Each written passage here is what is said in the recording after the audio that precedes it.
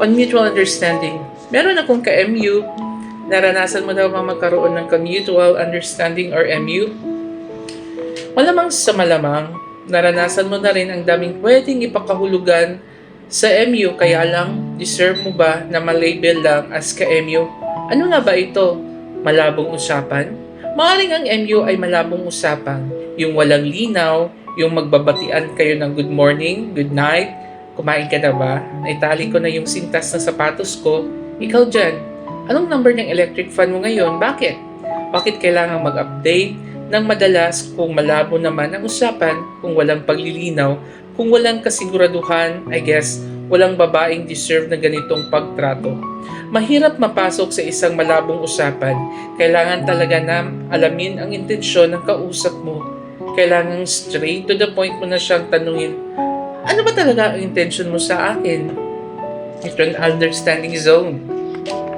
Sa iyo na bumabasa nito, hindi mo deserve ang ma-MU or ma-mutual understanding zone.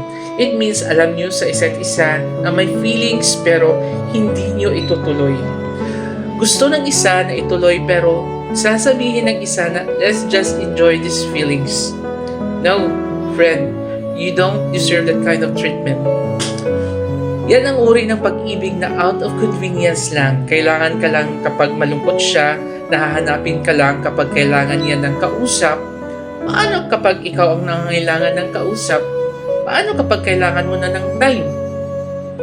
Pagbibigay ba siya ng effort? Paano kung sawa na? Madali lang bang i-delete ang feelings na na-invest mo na? MU, minsan ang usapan. Ito yung usapan na hindi consistent, na lilook forward mo kasi baka may mangyayaring maganda. Umaasa ka na sa minsanan pero matagal yung usap ay magbago ang puso niya.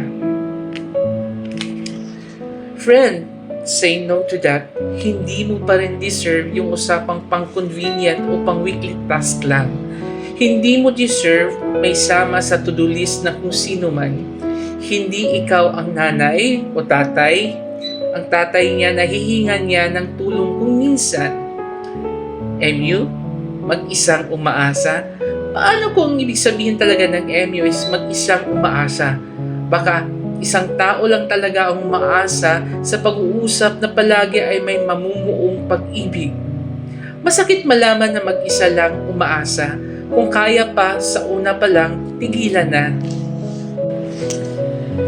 You can be more productive if you choose yourself, if you choose to value yourself, and if you choose to let go of temporary feelings.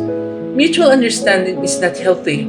The other side may be expecting something na sa isa tapos sa isa wala rin pala o wala naman rin pala. Sobrang nakakalungkot yung ganon. It's really more of malabong usapan at may umaasa. Sana mapili mo na yung taong handa kang seryosohin, hindi lang yung handa ka lang imyuhin.